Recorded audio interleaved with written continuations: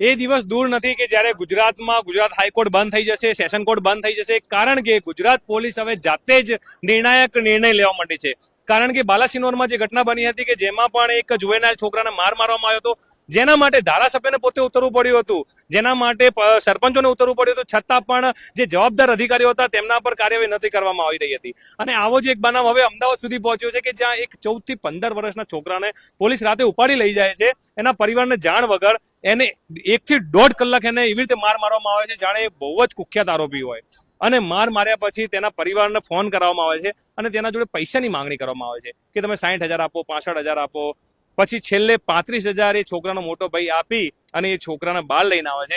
પણ જ્યારે એ છોકરાને બહાર લાયા છે ત્યારે જોવામાં આવ્યું છે કે તેના બંને પગ પર એટલી ગંભીર ઈજાઓ હતી, જેના માથામાં ઈજા હતી, જેના કમરના ભાગ પર ઈજા હતી. એટલે આ વસ્તુ શું દર્શાવે છે કે આપણી અમદાવાદ પોલીસ જે આ બધી સોશિયલ મીડિયામાં બતાવે છે અવેરનેસ કેમ્પેનને આ તે, તો શું એમને ઈશનપુર પોલીસ સ્ટેશનમાં કોઈ ભણેલું વ્યક્તિ છે જ નહીં? કે શું ઈશનપુર પોલીસ સ્ટેશનના પીઆઈ કે એના જેટલા બી સ્ટાફ છે એમને જુવેનાઇલ જસ્ટિસ એક્ટ 2015 એ ખબર જ નથી? એમને ખબર જ નથી કે જુવેનાઇલ એક્ટ શું કહે છે?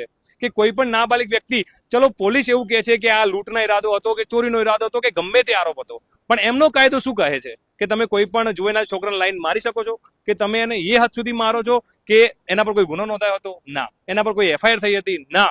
તો શા માટે એને લઈ ગયા હતા? અને અમુક એક પુરાવા છે જેમાં છોકરાનો વિડીયો છે જેમાં એ છોકરાને બહાર લાયા હતા ત્યારે માર્યો હતો, અમુક રેકોર્ડિંગ છે. પોલીસ પોતાના ફોનથી જ ફોન કરાવે છે કે લો તમે વાત કરો ને પૈસા મંગાવો. એટલે કેટલી હદ સુધી શરમનાક વસ્તુ કહેવાય કે ઈશનપુર પોલીસ સ્ટેશન આખા અમદાવાદ પોલીસનું નામ ખરાબ કરે છે.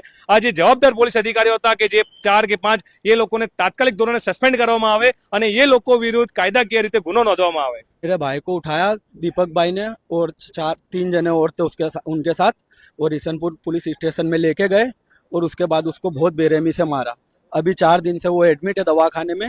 उसको अब जाके रजा का बोला है, देखो अभी भी रजा मिलती है कि नहीं मिलती है. कितने साल का है? मेरा भाई है 14 साल का. अच्छा, क्यों ले गए? बोल रहे बोले लूट करी है तूने. अच्छा. हाँ, मैंने बोला अगर लूट करी है तो किसी ने एफआईआर करी होगी. तुम दाढ़ी लिमड़ा में से उठा के ले जा रहे हो, ईशनपुर में ले जाके इतने से नाबालिग बच्चे को मार रहे हो, ये कहाँ का इंसाफ है? इन लोग की कोई कार्रवाई नहीं होगी. मैं कब से 4 दिन से धक्के खा रहा हूँ, अभी तक कोई एक्शन मेरे को लग नहीं रहा है कि लिया गया है. छोड़ा कैसे लड़के? 35,000 रुपए लिए सर. मेरे पास रिकॉर्डिंग भी है कि पैसे लिए बाद छोड़ा गया है उसको.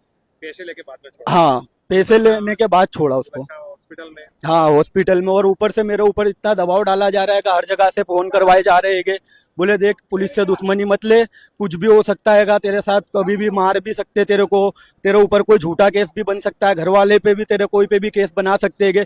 मैं बोल रहा हूँ हाथ जोड़ के कि मेरा सब पुलिस